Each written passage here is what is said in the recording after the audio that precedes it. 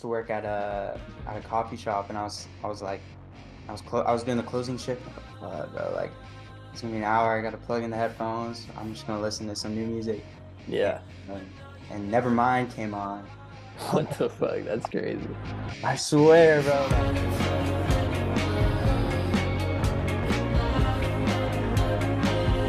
I guess one of the first questions I wanted to ask you was, what's your origin story? How did you start making music? Damn. Okay. So I feel like growing up, I was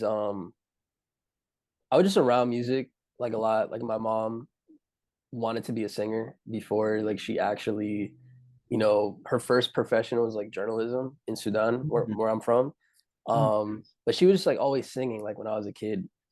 And I feel like that's maybe like what really planted the seed. And then I just got interested in like playing instruments and I joined band. I played drums when I was like 8 years old.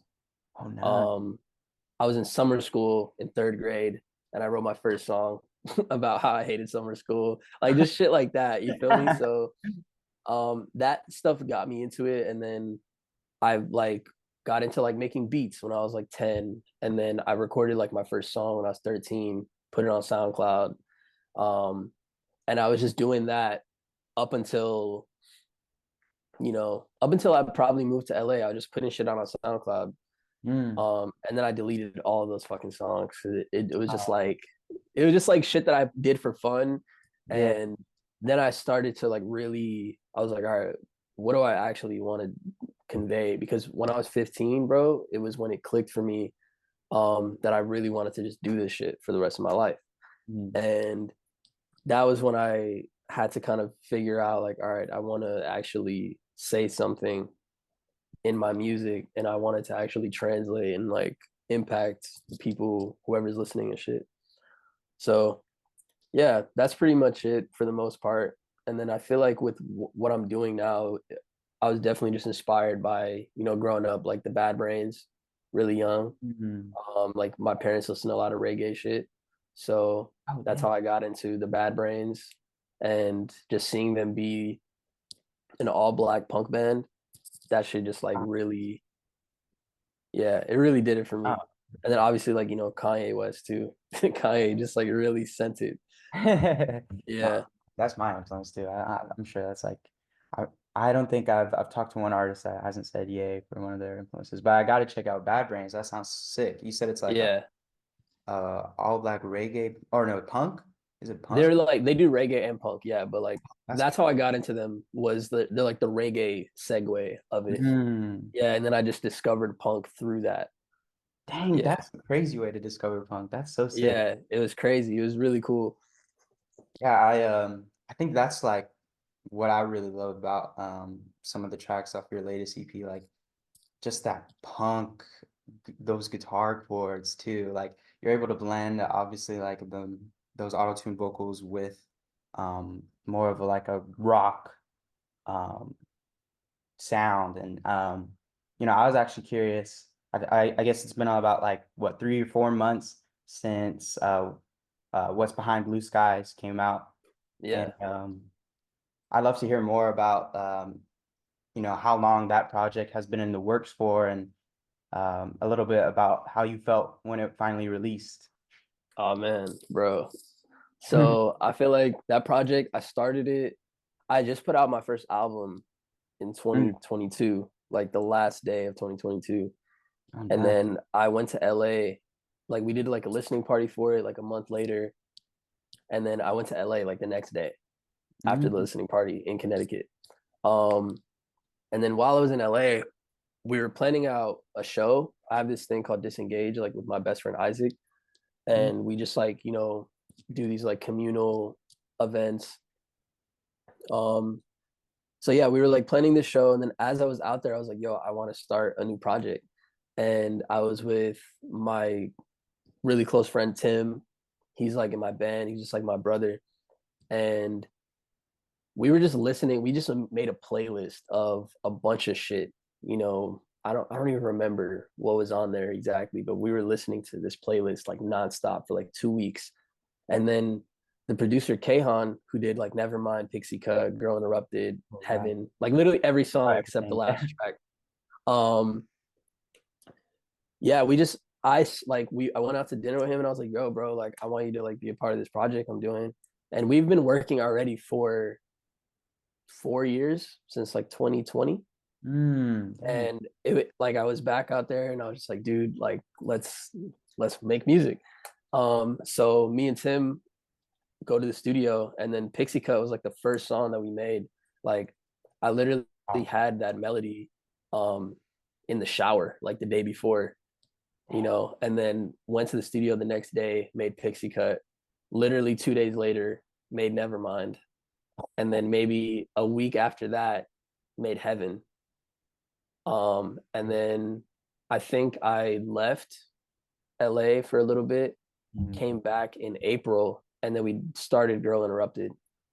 mm, Um, so the project, it's in total, a lot of it was just me fucking around. Like I was pretty like lost in life after I wrote those songs. mm. Um, yeah, I just wanted to challenge myself by putting out music that I made in the same year because my first album, it took me 4 years to finish that shit. Oh, wow. Yeah, it was just like a whole extensive process. Mm, But West Beyond Blue Skies, I essentially wrote it kind of was like enduring life for maybe 4 to 5 months. mm, And then maybe in October, I picked it back up. And that's when I started, like, I fully produced out like Empty Suitcase, like with my band.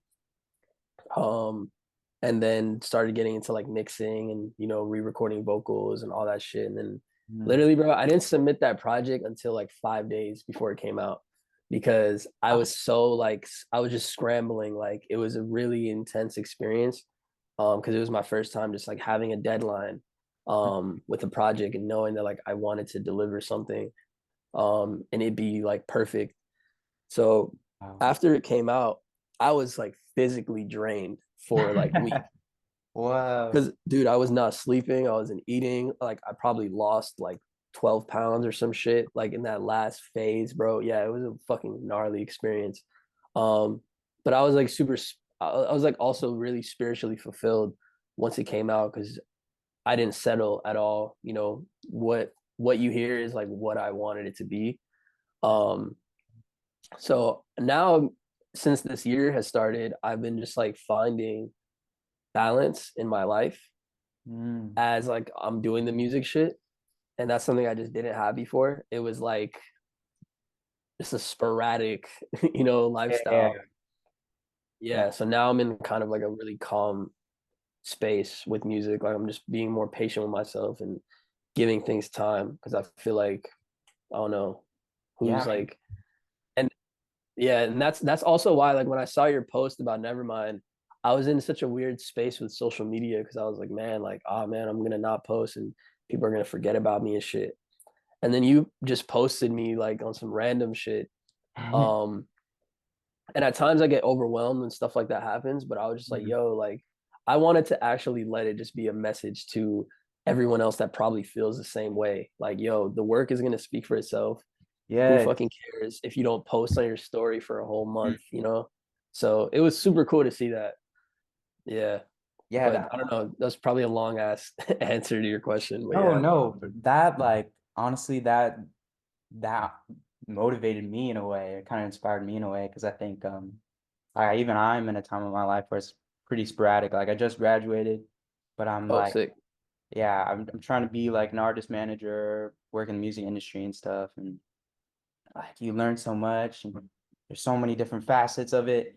You're like, man, I get you get lost, and like I swear, once you go on like a job application grind, oh, it's like the most like Yeah. just waiting and stuff. So it's like it just sucks, and I think Little World was kind of like that way for me to be like, I want to work in this industry and stuff, but at the end of the day, I love music. Like it doesn't Yeah, matter when bro. it comes out, when I heard it.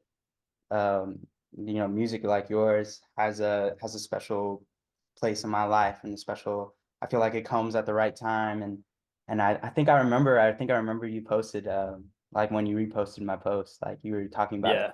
Yeah, like you haven't even posted in a while, but this just shows. And that's like I love to hear stuff like that. That's Yeah, bro. I literally haven't I probably didn't post in like a month since that story post. Yeah. And I was just in a different bag. So it was like I was just like, fuck it, let me let this just be a reminder for everyone, including myself. So not that's yet. cool to hear that you were also like moved by it.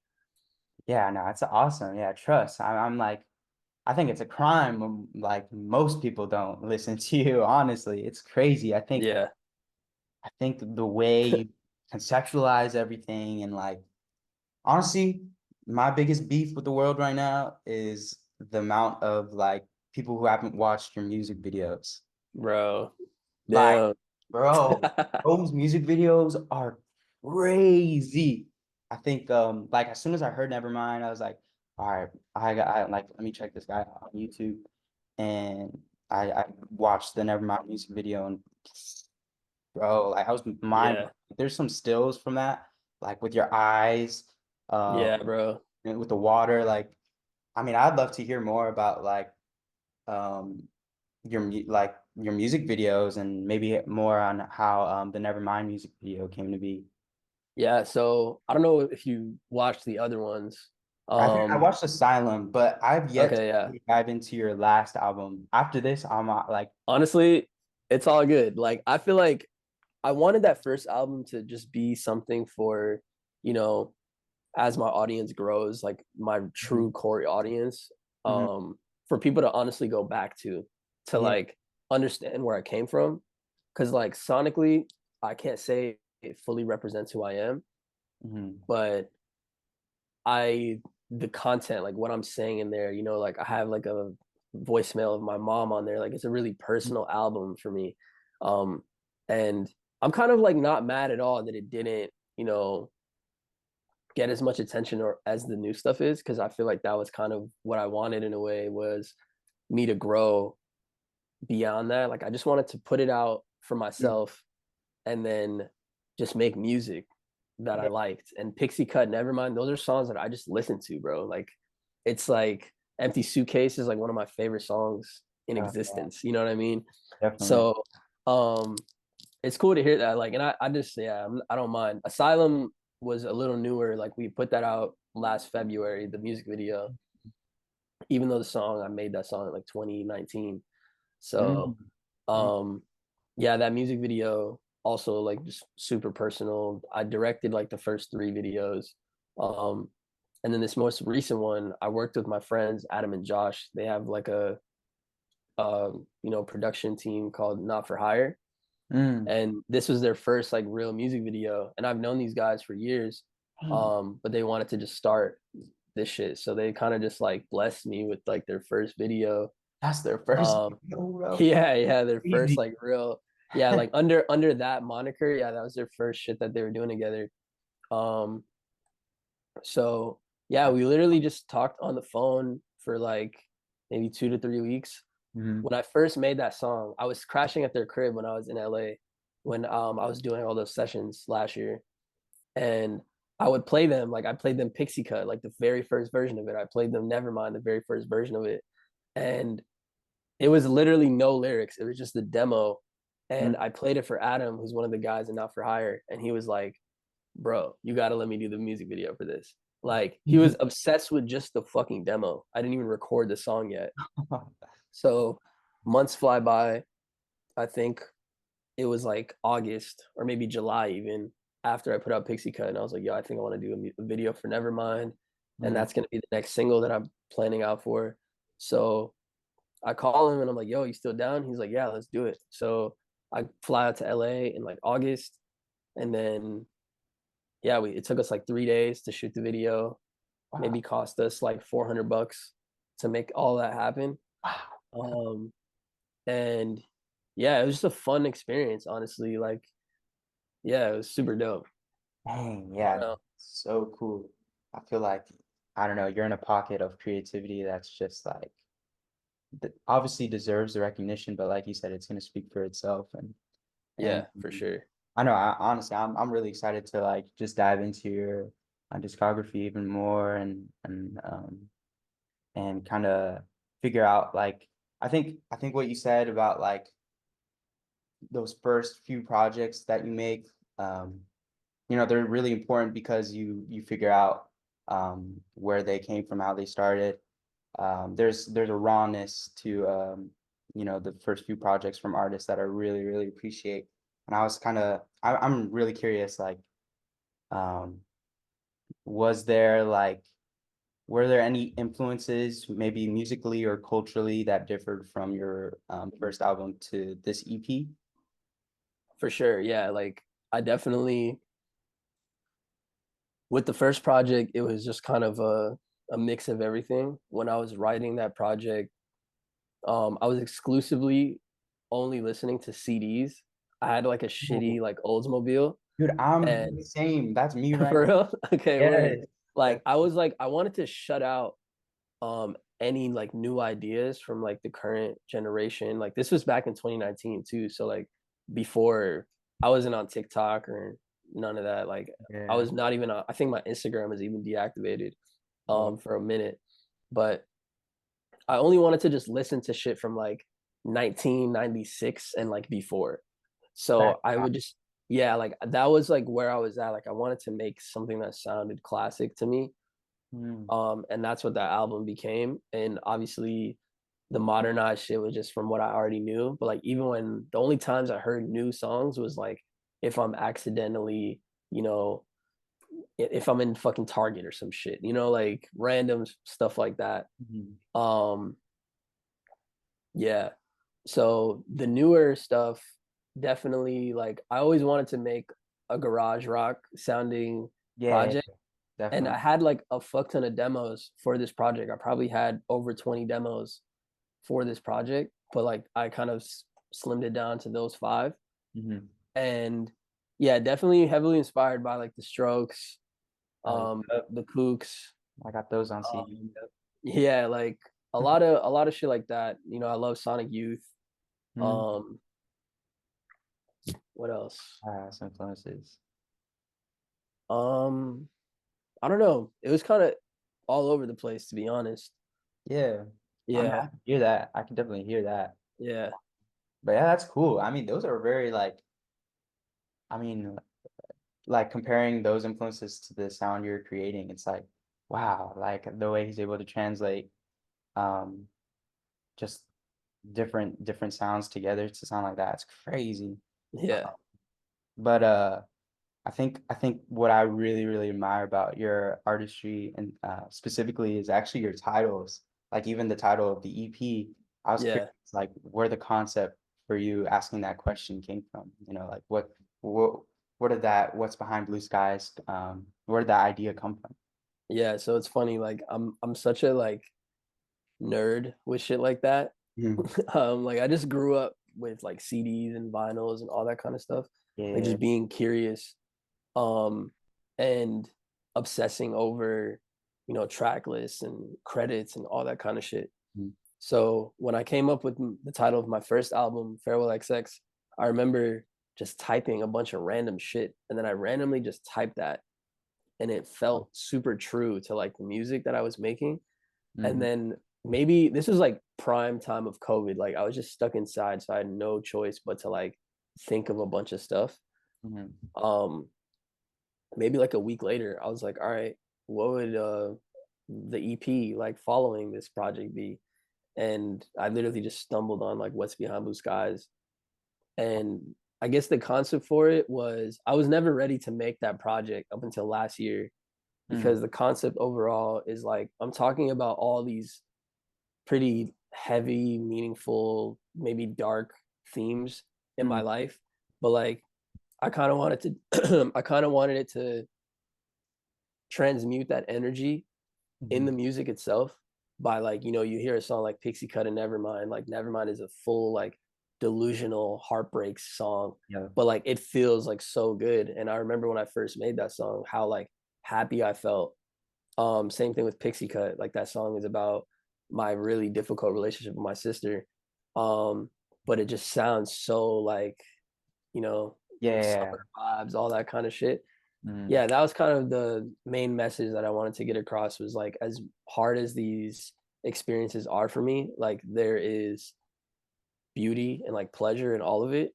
mhm, And what's behind blue skies was kind of me stepping out of that depression and kind mhm. of like wondering like all right, this imagining myself like if I stepped out of this like black and white, realm. And if you see like all my covers before were like all black and white. The cover of Farewell Like Sex is like an old picture of my room where I wrote most Mhm. of that album. Yeah, Um, and or at least where like everything started. And then I just kind of imagine like what if I walked out of that room and there was everything was color, you know?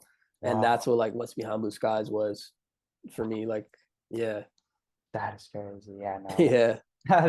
Like I don't know, I'm always so mind blown when artists like are able to provide like a deeper dig on the concept of each of their tracks and the titles behind them too. Uh, Yeah. I think actually one of my favorite songs for me is actually not even on the EP. It's the interlude for Nevermind. Oh, fire. Hell yeah. Crazy, yeah, the Holy Silence. And it's crazy like what was the decision behind like did the interlude come before Nevermind or was it after? What was the decision to put that out? Nah, bro. So pretty much I made Nevermind. And then when I do live shows, I like to just do, something different than the actual song. Oh yeah, So the first time that we were performing that live, I wanted to do an interlude for it because I didn't want to just jump straight into that song because very it just great. Yeah, starts with drums like yeah, I out the get the gate. sound thing. So I was jamming with my band at my crib, like literally in this room, Mhm. maybe last summer before this festival that we played, and Sick. I was like, yo, we gotta do like some kind of whatever. And I have the video of it, bro, of us literally making that Really? shit. It's like a 39-minute video of Oh, us sick. figuring it out, the structure. And my friend Tim, he was my friend Izzy, he was playing like the just, the bass chords and shit. And Mhm. then Tim just started soloing over that shit. And I was like, oh, this is fire. So then we figured out a structure and then I kind of just freestyled all those melodies Wow. once we figured out the structure. And then maybe I probably finished the lyrics like maybe 3 days before the show. Yeah. And Oh. then I didn't want to put it out at all. Mhm. I sent like the set list to my band group chat that my manager is in. And my manager was like, yo, Holy Silence is fucking beautiful. Yeah, it's At the, t- beautiful. at the time, it was just called Nevermind, like Introlude or whatever. It didn't have Mhm. a name to it. Mhm. Um, he was like, so as we were like gearing up to put out Nevermind, he was like, yo, we got to put out Holy Silence. And I didn't even record it yet. So I was like, fuck. I was like, all right. I tend to just listen to him because he's just right about a lot of shit. So I was like, all right, let me just go with. I didn't want to put it out at all. I wanted to just keep it for people that experience me live. But I was like, all right, let me listen to this guy. So, um, I literally had Tim play that solo like as we were recording it. I was like, yo, I need the solo to sound exactly the same as the voice memo. So he probably did that solo like 70 times until we My God. perfected it. Yeah. Wow. And then as we structured it, I recorded the vocals like I think another day by myself. Mhm. And then we were like, yeah, fuck it, let's just put this as an interlude before Nevermind. It was just a very seamless like experience, and it's probably one of my favorite songs that I've ever written. Wow. Yeah. Yeah, It's my favorite. I think when I found it through the single, like I replayed that over and over, just those two over and over. that's So fire. yeah, man, that's just crazy. And I love that. I'm just now realizing that like you have a band that works with you. I'd love to like learn more about like how that came to be. Yeah, so Tim, I met Tim in LA like randomly through a friend Mhm. in 2019 when I was still living out there. One of my friends was just on like a trip Mhm. doing some like he's like a videographer, working with some other artists in LA. He was like, "Yo, I got two homies. Um, can they crash with you?" And I was like, yeah, fuck it, why not? At the time, I was like a studio engineer, so I was like very low sleep, No, that's good. caffeinated all the time, bro. Mhm. I was sleeping on the floor. Like I literally just gave them my room and I slept on the ground for like 2 hours a night. Like it was gnarly.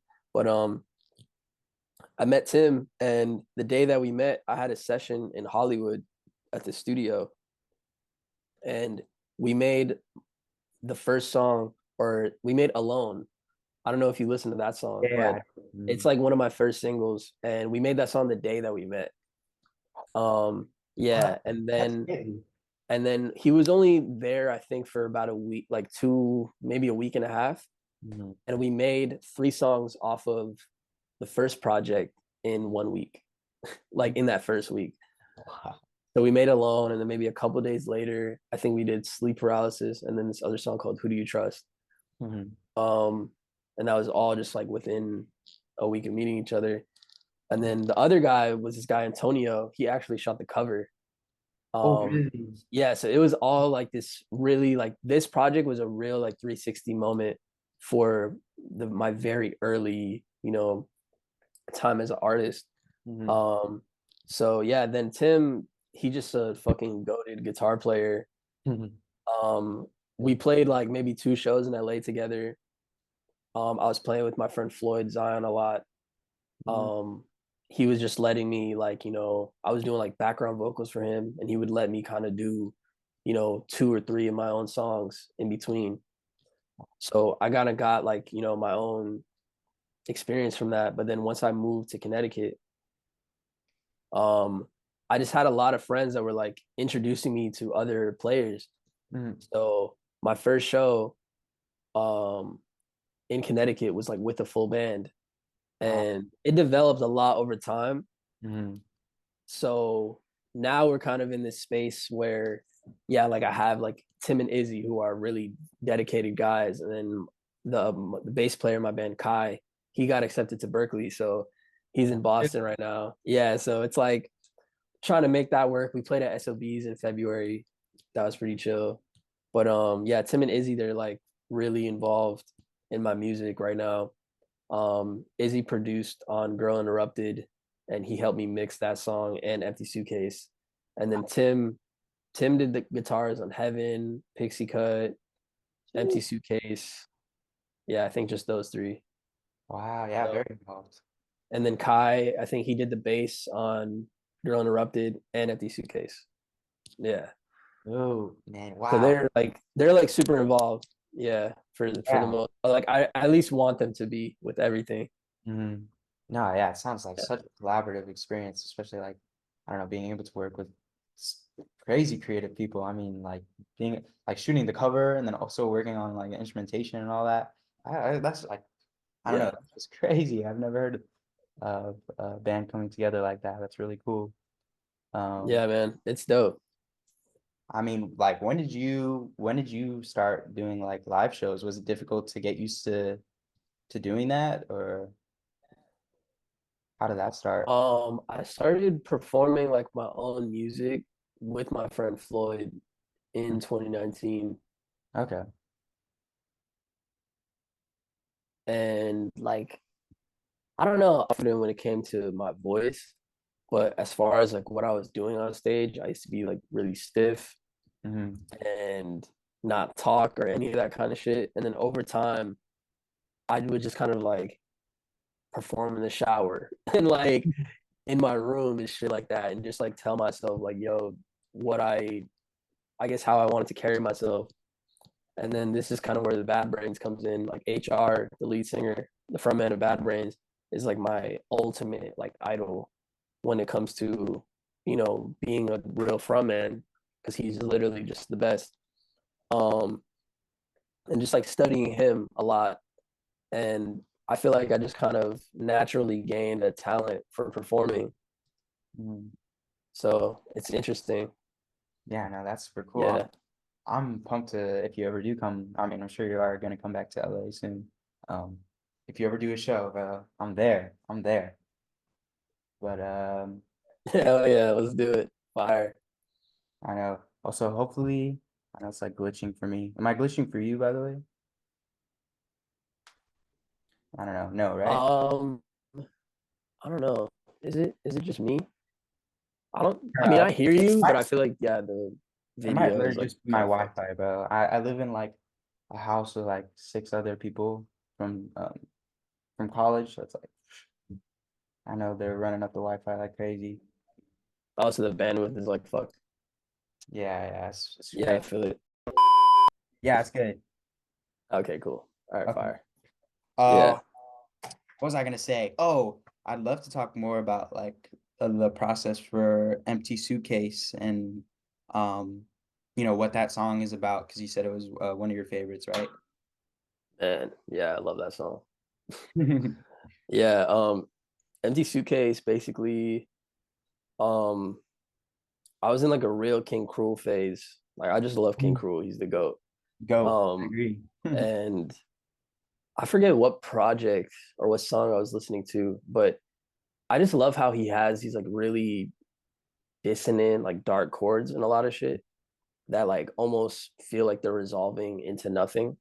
Hmm. And Empty Suitcase, I kind of wanted it to travel in that way, where like you listen to it and you're just like, what the fuck just happened? So when I first jammed with that song, one of my other friends, Handy, he's like also a really talented guitarist, producer in LA. He played a lot of like guitar and bass, like whenever I did an LA show. Hmm. Um, Me, him, and Tim just like had a session one time in LA last year, and I think that was in between making like Pixie Cut and Nevermind.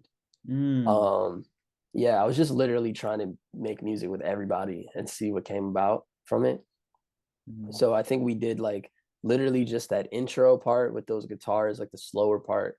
And then Tim did those chords, like the faster chords that picked up.